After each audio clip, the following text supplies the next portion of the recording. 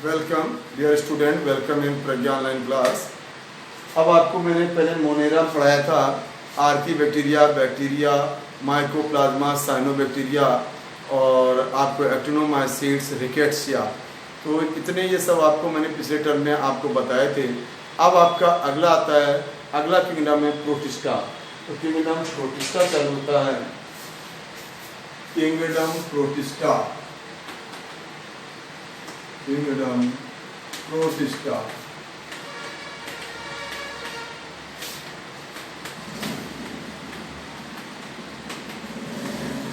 Protista term given by, protista term को Hückel नामक वैज्ञानिक ने दिया था। प्रोटिस्टा शब्द हैकेल ने दिया था, हैकेल ने दिया। तो प्रोटिस्टा शब्द किसका दिया हुआ है? हैकेल का। प्रोटिस्टा में आपको जब मैंने शुरू में विटेकर क्लासिफिकेशन बताया था, Monera, protista, fungi, Plantae, Animalia, तो वहाँ प्रोटिस्टा मैंने आपको बताया था। तो प्रोटिस्टा जो होता है यूनिसेलुलर, तो पहला पॉइंट वहीं से शुरू होता है, सेल ऑर्गेनाइजेशन, कोशिकीय संगठन,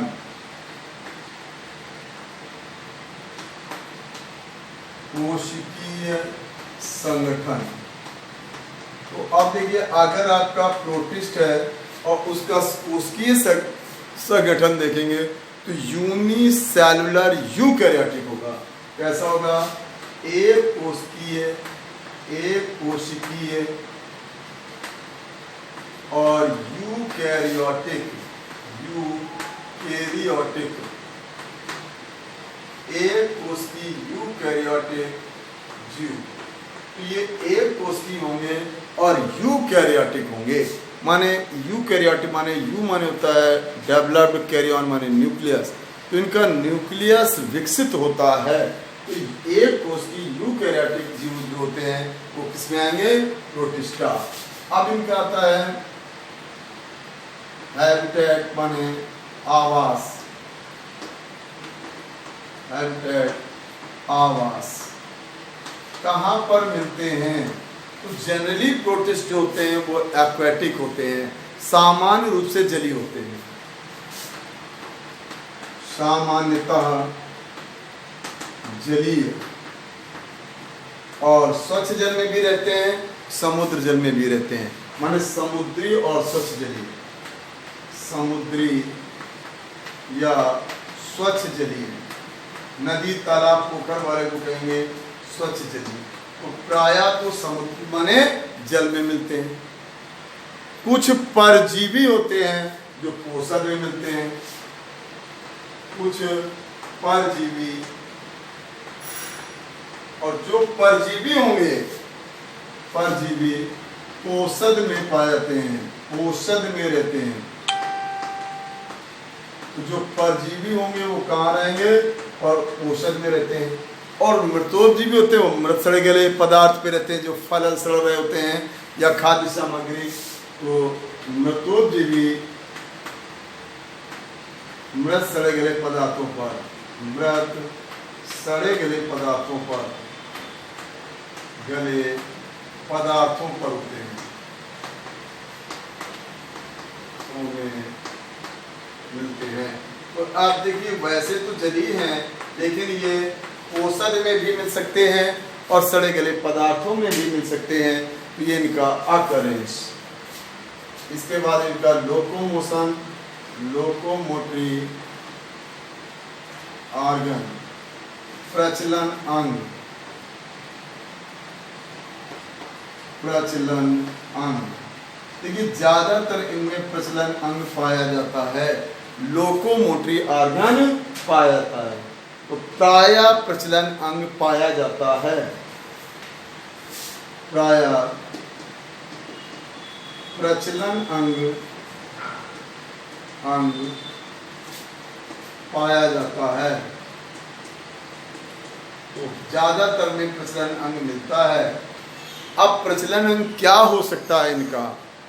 तो देखिए फ्लैजला हो सकता है, सीलिया हो सकता है, सीडोपोडिया हो सकता है। तो प्रचलन अंग इनमें देखिए क्या क्या हो सकते हैं। प्रचलन अंग निम्न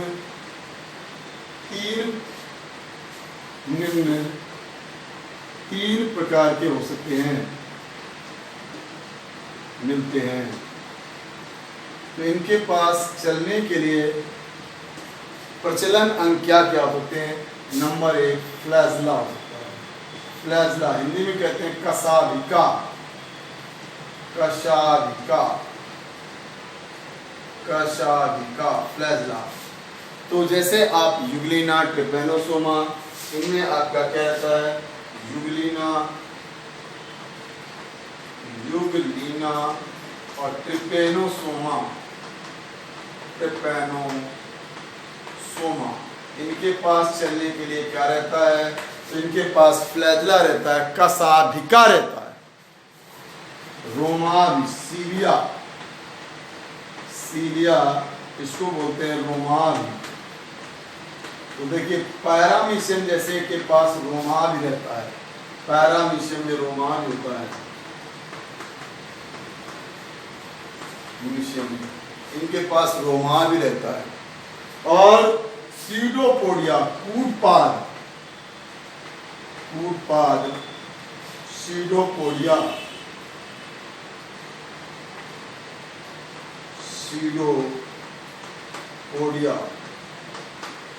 तो ये अमीबा वगैरह के पास ही रहता है। अमीबा है, स्लाइमोल्ड है अमीबा में। तो अब आप देखिए प्रचलन अंग इनके पास कूटपाद, रोमाज, कशाभिका कुछ भी होता है जिससे ये चलते हैं।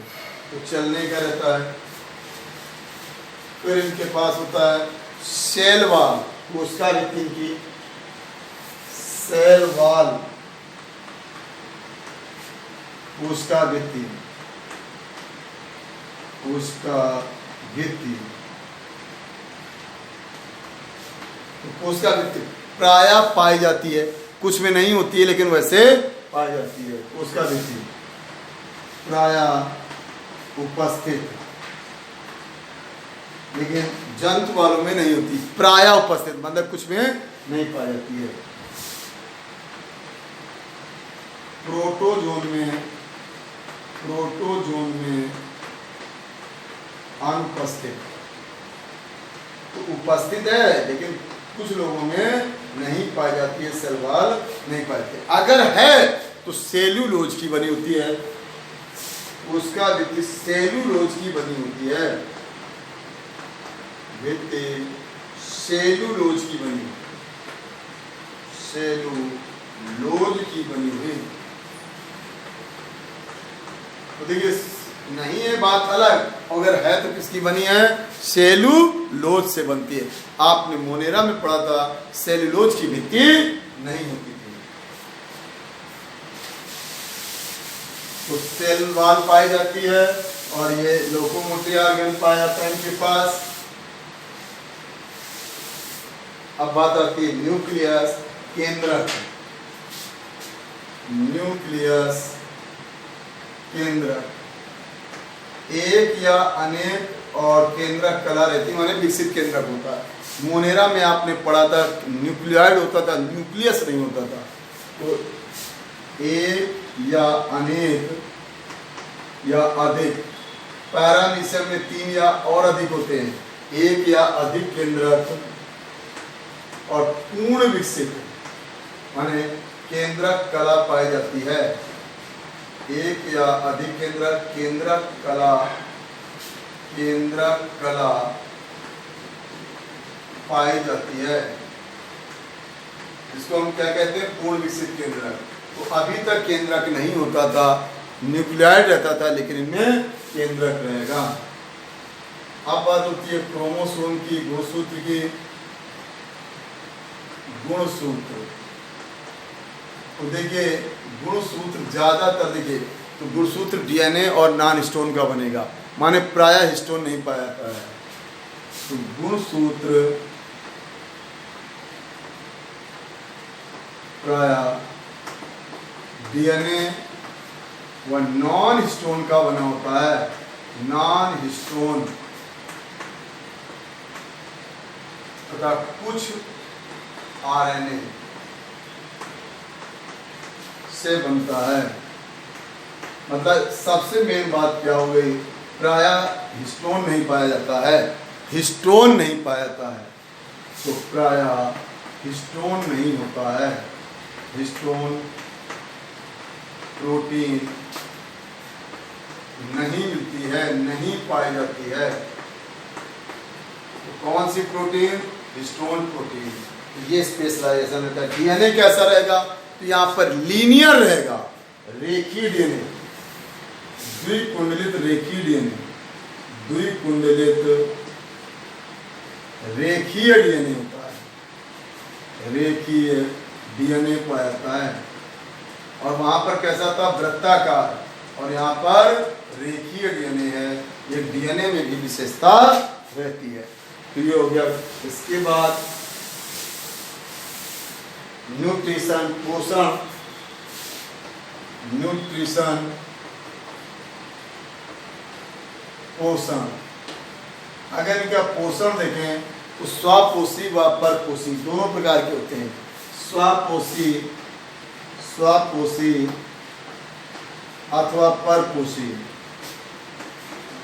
परपोषी। तो प्रायः मिक्स ट्रॉफिक होते हैं, प्रायः मिक्स ट्रॉफिक, माने दोनों टाइप के। प्रकाश है तो स्वपोषी, प्रकाश नहीं है तो परपोषी, तो मिक्स ट्रॉफिक भी है यहाँ पर। वैसे स्वपोषी व परपोषी पाए जाते हैं। तो स्वपोषी भी है, परपोषी भी है, माने दूसरों पर भी डिपेंड है। परजीवी, मृतोपजीवी, मृत सड़े गले पदार्थों को भी खाते हैं। तो न्यूट्रिशन रहेगा। न्यूट्रिशन के बाद आता है रिप्रोडक्शन, जनन, रिप्रोडक्शन, जनन। तो जनन की अगर बात करें तो यहाँ पर वही अलैंगिक और लैंगिक जन्म पाया जाता है।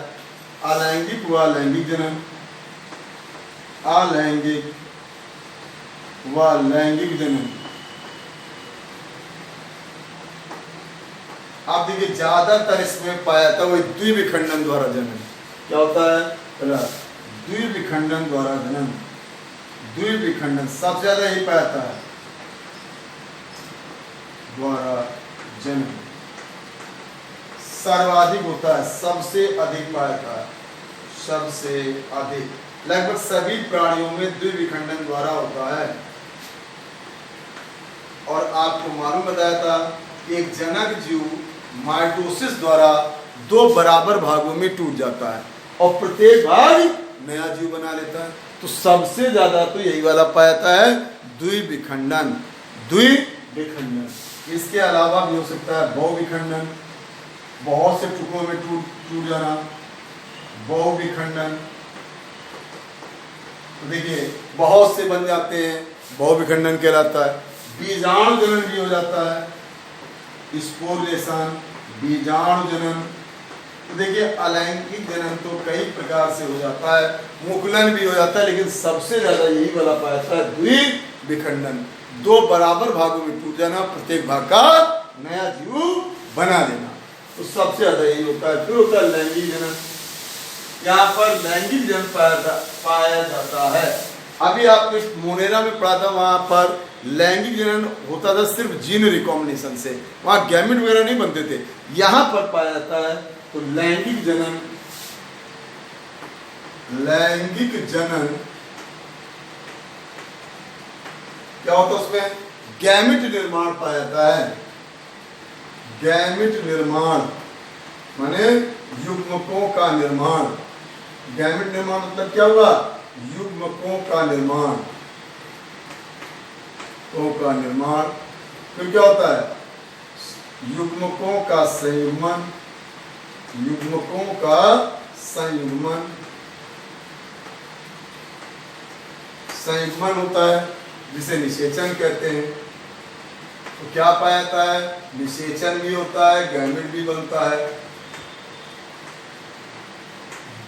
और निषेचन से जायगोट बनता है, निषेचन से जायगोट बनेगा, निषेचन से युग्मनज बनता है, युग्मनज, जायगोट। और यहाँ पर मियोसिस भी पाया जाता है, यहाँ पर अर्धसूत्री विभाजन भी होता है। तो अर्धसूत्री विभाजन पाया जाता है, अर्धसूत्री विभाजन मोनेरा में नहीं होता था, अर्धसूत्री विभाजन मियोसिस पाया जाता है, मियोसिस पाया जाता है, मिलता है। तो देखिए यहाँ पर एक सामान्य रूप से लैंगिक जनन पाया जाता है जो ज्यादातर कॉन्जुगेशन से होता है। तो लैंगिक जनन जैसे वहां भी होता था, इससे होता है प्रायः कॉन्जुगेशन से होता है, संयुग्मन, संयुग्मन से होता है। तो लेकिन ये क्रियाएं तीन होंगी, युग्मक बनेगा और उसमें निषेचन होगा और उसमें अर्धसूत्री विभाजन होगा। अब बात आती है युग्मक तीन प्रकार के बनते हैं। तो युग्मक तीन प्रकार के होते हैं, युग्मक, युग्मकों के प्रकार, गैमेट्स के प्रकार, गैमेट्स के प्रकार। तो युग्मकों के, गैमेट्स के प्रकार। तो अब आप देखिए गैमेट्स तीन टाइप के बनते हैं, तीन टाइप के गैमेट्स मिलते हैं। कितने टाइप के? तीन प्रकार के गैमेट्स मिलते हैं, तीन प्रकार के युग्मक बन सकते हैं, युग्मक बन सकते हैं या बनते हैं। तीन प्रकार के युग्मक बन सकते हैं या बनते हैं या मिलते हैं। एक होते हैं समयुग्मक, एक होते हैं समयुग्मक। अब सम माने होता है समान, आइसोगैमेट। समयुग्मक, आइसोगैमेट मतलब जब नर और मादा युग्मक बाहरी रचना में एक समान होते हैं। मार्फोलॉजी माने आकार, लंबाई, चौड़ाई, मोटाई, रंग, बाहरी रचना में नर मादा एक समान होते हैं तो उन्हें कहा जाता है समयुग्मक। जब नर व मादा युग्मक, नर व मादा युग्मक मार्फोलॉजी मतलब इसको कहते हैं बाह्य रचना, बाह्य रचना। इसमें आता है आकार, रंग, माप में एक समान, माने आप पहचान नहीं कर पाओगे। एक समान, बाह्य रचना में एक समान, कारकी रूप से भिन्न होते हैं, माने एक नर का काम करता है और एक मादा का काम करता है। एक समान तथा कारकी रूप से भिन्न होते हैं। कारकी माने वो फिजियोलॉजिकली, फिजियोलॉजिकली भिन्न होते हैं। लॉजिकल भिन्न होते हैं, होते हैं। तो एक नर होता है, दूसरा मादा, तब इसे कहते हैं समयुग्मक।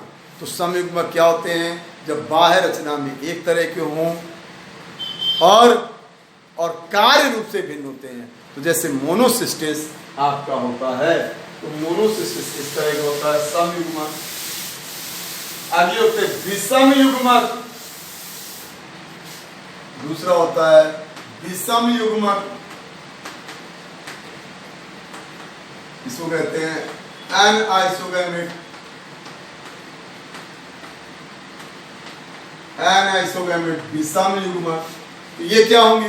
बाह्य रचना में असमान, माने कोई छोटा कोई बड़ा, और कारकी तो भिन्न रहेंगे रहेंगे। जब नर व मादा, नर व मादा युग्मक मार्फोलॉजी, मार्फोलॉजी, आकार की, आकार की व फिजियोलॉजी कार्य की दोनों में भिन्न होते हैं, दोनों में असमान भिन्न होते हैं। मतलब क्या है, कोई छोटा बड़ा होगा या रंग का परिवर्तन होगा, कोई छोटा बड़ा होगा तो कोई छोटा बड़ा या रंग का परिवर्तन होगा, कुछ ना कुछ आप बाहर से पहचान दोगे, आसानी से पहचान जाओ। जैसे अब मान लो एक छोटा और एक बड़ा है, अब आपको पहचान में आ रहा है, तो ये हो गया आपके इस तरह के युग्मक। और जब एक तरह के हो, रंग भी वही हो, साइज भी वही हो, रंग और साइज सब बराबर हो, तो उसे कहेंगे सम। ये सम, रंग शेप साइज में समान। और देखिए छोटा बड़ा है तो ये छोटा है और ये बड़ा है, आपको आसानी से अंतर आ रहा है। तो अगर आपको आसानी से अंतर आ रहा है तो विषम युग्मक होते हैं। सीरेशियम में विषम युग्मक होते हैं, सीरेशियम में विषम युग्मक होते हैं और मोनोसिस्टिस में सम युग्मक होते हैं। तीसरा होता है अंड युग्मक। अंड युग्मक इसे कहते हैं oogametes। क्या हो जाएगा, या ये तरह का एनाइसोई होता है, माने विषम युग्मक ही होते हैं। नर मादा दोनों असमान, लेकिन यहां मादा फिक्स है, बड़ी गोल अचल होगी। तो यह एक प्रकार का विषम युग्मक होता है,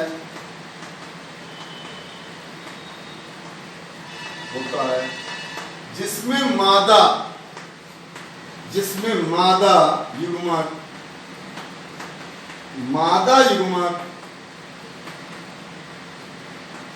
बड़ी गोल अचल होती है। नर युग्मक छोटा अचल होता है, नर युग्मक छोटा व चल।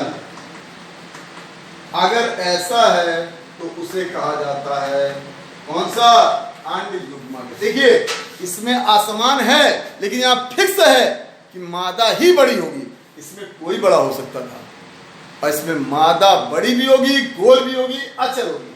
माने मादा युग्मक ऐसे होगा, ये मादा युग्मक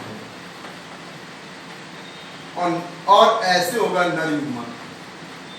तो अब यहाँ पर कोई भी बड़ा छोटा हो सकता था, लेकिन यहाँ बड़ी होगी मादा और छोटा होगा नर। मादा बड़ी गोल अचल, तो वो कहलाते हैं। तो आपके 3 प्रकार के युग्मक बन रहे थे, सम, विषम और अंड युग्मक। ये युग्मक बनाते हैं और उसके बाद उसका विश्लेषण होता है। जीवन चक्र, तो इसमें जीवन चक्र होगा, चक्र तो उसको कहते हैं लाइफ साइकिल। तो लाइफ साइकिल 2 टाइप की चलती है, गैमेटिक भी होती है और जाइगोटिक भी होती है। 2 टाइप की होती है लाइफ साइकिल, गैमेटिक माने युग्मकीय और दूसरी होती है जाइगोटिक, युग्म ने जीव। आप देखिए अंतर समझिएगा, इसमें जो होगा गैमेटिक में क्या होगा, जो जीव होगा वो द्विगुणित होगा, और उसमें 8 सूत्री विभाजन युग्मक के निर्माण के लिए होता है। तो इसमें क्या होगा, जीव द्विगुणित होगा, जीव द्विगुणित 8 सूत्री विभाजन, 8 सूत्री विभाजन गैमेट निर्माण के लिए होता है। गैमेट युग्मक निर्माण के लिए युग्मक निर्माण करता है। और यहां पर क्या हो जाएगा, यहां पर क्या होगा, तो जो जीव होगा वो अगुणित होगा, जीव अगुणित। यहां पर क्या होगा, अर्धसूत्री विभाजन, अर्धसूत्री विभाजन युग्मनज में होता है, युग्मनज, जीव आगुणित होता है। 8 सूत्री विभाजन युग्मनज में होता है, जायगोट में होता है। तो अब आप समझिए, देखिए 8 सूत्री विभाजन कहां पर हो रहा है उससे डिपेंड कर जाते हैं। तो ये आपके जीवन चक्र इसमें युग्मकी या जायगोटिक होता है। तो युग्मकी या जायगोटिक होता है। अब इनके प्रकार हैं, तो अगर हम इनको जानते हैं तो 3 प्रकार के हैं।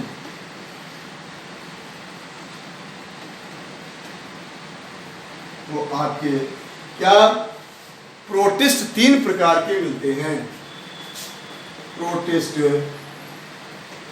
3 प्रकार के मिलते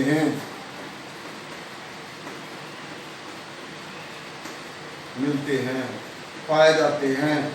3 प्रकार के प्रोटिस्ट पाए जाते हैं। नंबर 1 प्लांट प्रोटिस्ट, पादप प्रोटिस्ट।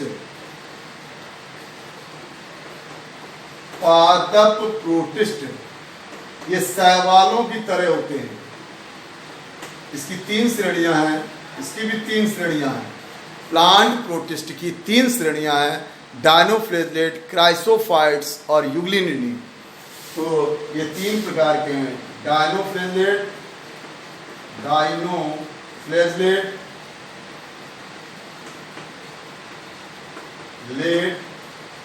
क्राइसोफाइट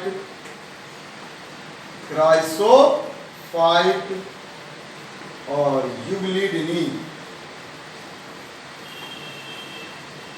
उनकी 3 सीरीज है, डायनोफ्लेजलेट, क्राइसोफाइट और यूग्लिडिनी।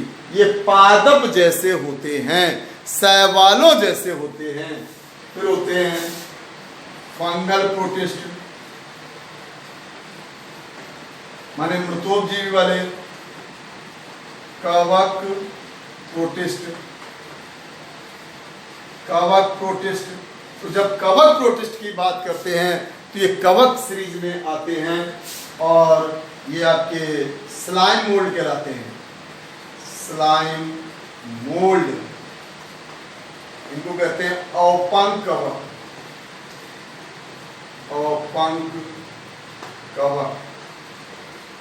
तो औपंक कवक।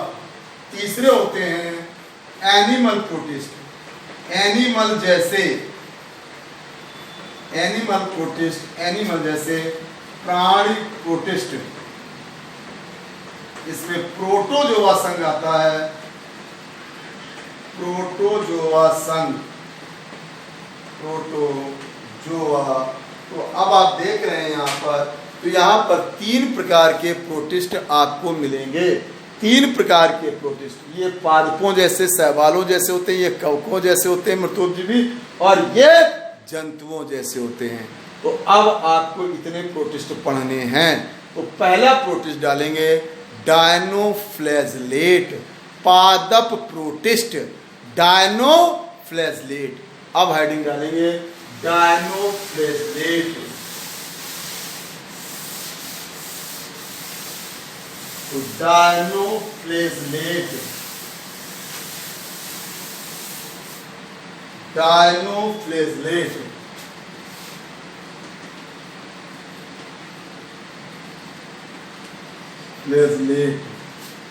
डायनोफ्लेजलेट।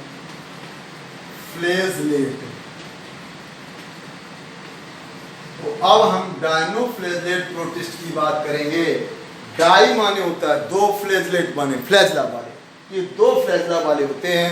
पहला वही हैबिटेट, कहाँ मिलते हैं, अकरेंस, वही आवास। तो इनका आवास प्रायः समुद्री होते हैं और कुछ स्वच्छ जली। प्रायः समुद्री माने समुद्र में मिलते हैं, प्रायः समुद्री, कुछ स्वच्छ जलीय। तो कुछ स्वच्छ जल में मिलते हैं, लेकिन ज्यादातर समुद्रों में पाए जाते हैं।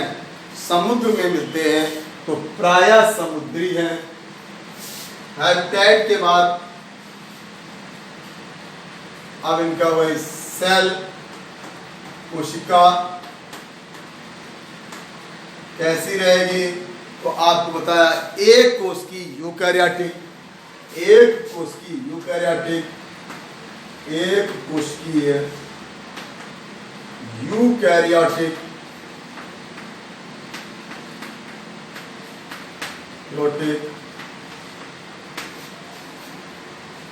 इनमें ज्यादातर थीका आर्मोर्ड माने कवर्ड रहते हैं। तो सेल वॉल, कोशिका भित्ति,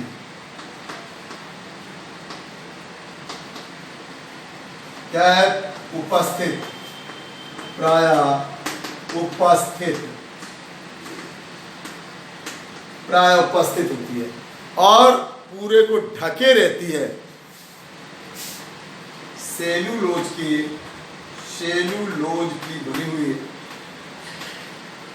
बनी हुई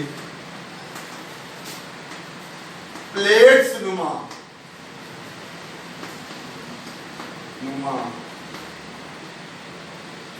घेरे रहता है। तो प्लेट्स नुमा उसको घेरे रहता है, सेल्यूलोज की प्लेट्स रहती हैं जिनको हम थीका भी कहा जाता है, जिसे थीका या लोरिका कहते हैं, थीका या लोरिका कहते हैं।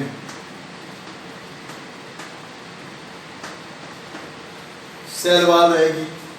फ्लैजला, जो पहचान है इसकी, फ्लैजला कशाभिका, संख्या में 2 होते हैं और असमान होते हैं। संख्या में 2 और असमान, संख्या में 2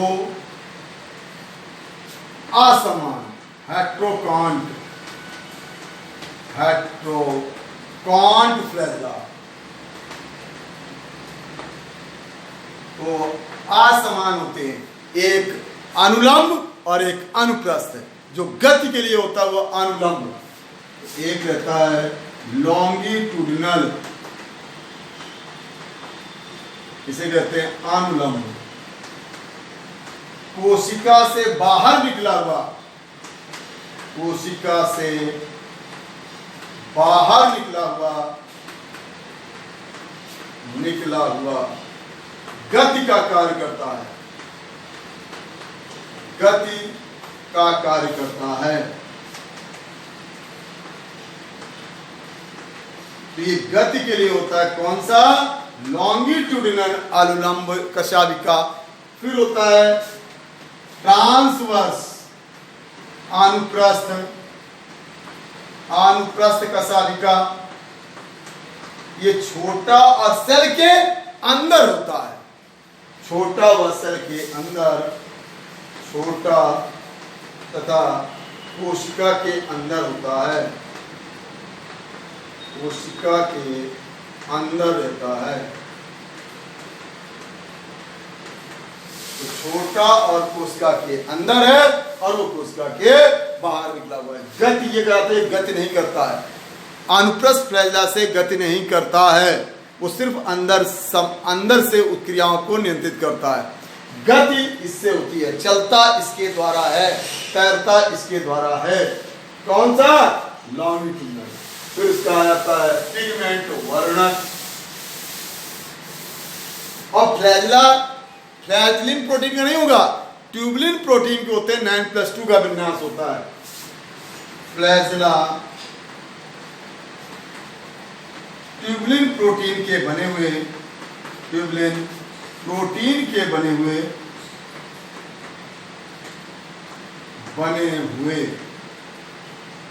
किसके बने हैं? ट्यूबुलिन प्रोटीन के बने हुए। 9+2 का विन्यास पाया जाता है, विन्यास पाया जाता है। माने विकसित कोशिका वाला फ्लैजला होता है। तो विकसित कोशिका वाले फ्लैजला, तो फ्लैजला आपका कैसा है? ट्यूबुलिन प्रोटीन का। मोनेरा में कैसा होता है? फ्लैजलिन प्रोटीन का, ट्यूबुलिन प्रोटीन का 9+2 का विन्यास है। तो फ्लैजला की बात हो गई। अब आता है इसके बाद इसका पिगमेंट वर्णक, पिगमेंट वर्णक। आप देखिए इसके पास वर्णक होता है, ये लाल भूरे रंग के होते हैं, तो पिगमेंट पाए जाते हैं, पिगमेंट पाए जाते हैं, जिसमें क्लोरोफिल ए, जिसमें क्लोरोफिल ए, पर्ण हरित ए, क्लोरोफिल सी माने पर्णहरित सी, पर्णहरित सी, डायनोजेंथिन, डायनोजेंथिन,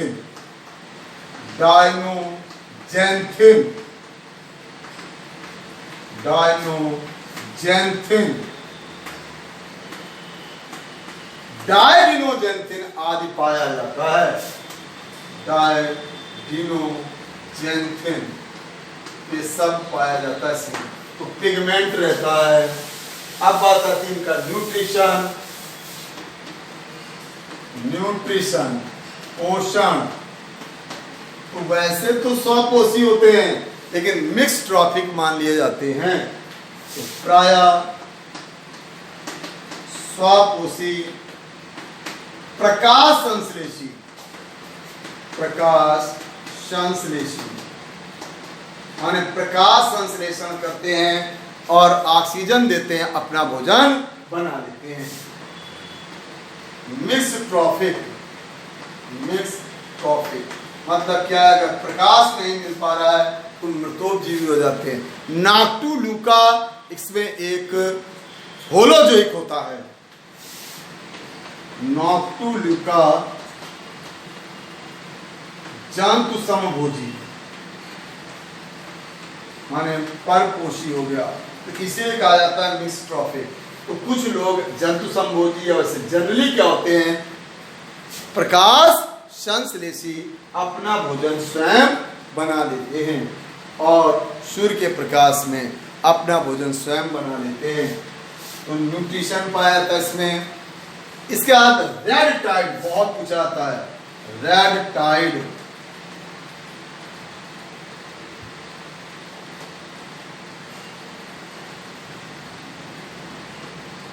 देखिए ये इतना ज्यादा समुद्र में फैल जाते हैं जैसे लाल ज्वार भाटा दिखाई देता है। ये समुद्र में कई किलोमीटर तक फैल जाते हैं और लाल भूरे, जिसे रेड टाइड कहते हैं, रेड टाइड कहते हैं। तो रेड टाइड बनाते हैं, बहुत कुछ आता है। तो रेड टाइड कौन बनाता है, डायनोफ्लैजलेट। ये रेड टाइड भी बना देते हैं, बहुत ज्यादा फैल जाते हैं और इनके फैलने से बनता है रेड टाइड। तो रेड टाइड बनाते हैं। फिर बायोल्यूमिनेसेंस, बायोल्यूमिनेसेंस,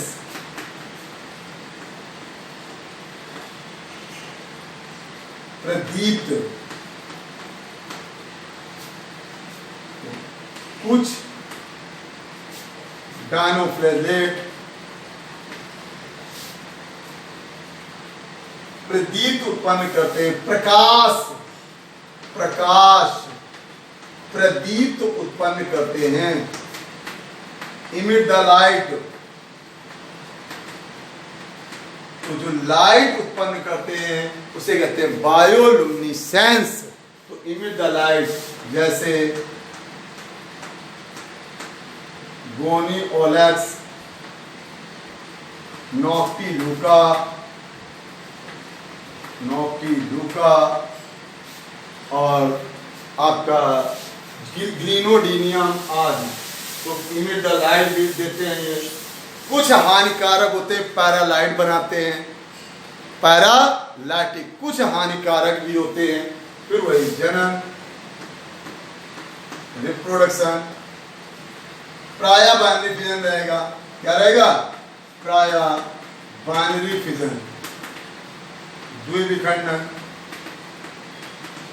और लैंगिक जनन भी पाता है। लैंगिक जनन सम और विषम युग्मक, सम युग्मक व विषम युग्मक, विषम युग्मक द्वारा। देखिए सम और विषम युग्मक बनाते हैं और लैंगिक में भी पाता है, ज्यादातर वही बाइनरी फिजन करते हैं। अब आप इनके एक दो एग्जाम्पल देखिए। तो एक दो एग्जाम्पल, जैसे एग्जाम्पल की बात करते हैं, उदाहरण देते हैं। तो पेरिडियम, पेरिडियम, जिम्नोडियम, जिम्नोडियम, ग्लिनोडियम, डियम, ग्लिनोडियम, ग्लिनोडियम, गोनियोलेक्स, गोनियोलेक्स, नॉक्टिलूका, सिरेसियम आदि। नॉक्टिलूका, सिरेसियम, नॉक्टिलूका, सिरेसियम आदि। तो ये आपका यहाँ पर आप देखिए कई हैं। तो इस तरह से मैंने 4-5 एग्जाम्पल भी लिखे। एक दो डायग्राम भी ड्रॉ कर देते हैं, एक दो डायग्राम ड्रॉ कर देते हैं। देखिए इसमें कैसा प्लेट्स और कैसे, ये कुछ लाल भूरे ही रहते हैं और ऐसा इनका रहता है।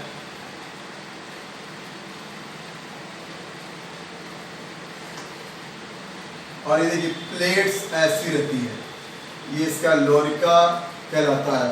और इस तरह से एक बड़ा सा फ्लैजला बाहर निकला हुआ रहता है और बाकी एक अंदर रहता है। तो अंदर वाला है ट्रांसवर्स फ्लैजला, ट्रांसवर्स फ्लैजला अनुप्रस्थ वाला, और ये वाला है लॉन्गिट्यूडनल फ्लैजला, फ्लैजला। और ये देख रहे हैं आप, इसमें लोरिका थीका रहता है। तो ऐसे ही रहते हैं ये आपका। तो ऐसी प्लेट्स रहती है इनमें। तो ये प्लेट में इनका शरीर रहता है। तो इस तरह से इनमें प्लेट से एक बड़ा सा फ्लैजला निकला होगा, बाकी अंदर एक रहेगा, एक फ्लैजला निकलता है। तो इस तरह वही फ्लैजला है, वही ट्रांसवर्स फ्लैजला है, ये लोरिका है। और गोनियोलेक्स वगैरह में तो वो होलो जो एक होता है आपका नॉक्टिलूका, उसमें थोड़ा सा माउथ टाइप का बन जाता है। तो इस तरह से आप देख रहे थे। तो ये मैंने आपको बताया, कौन से एग्जाम्पल बताए, ये आपका था डायनोफ्लैजले। अब आपको अगले टर्म में क्राइसोफाइट्स और इग्निना वगैरह पढ़ाऊंगा, तो सभी पढ़ेंगे आप लोगों को। और मैंने बताया बराबर, मेरा नंबर आपके पास आ रहा है बराबर, हर दिन आ रहा है 777 20 26 164। कोई प्रॉब्लम है वीडियो पढ़ने के बाद आप मेरे को कॉल करिए, ठीक? ओके।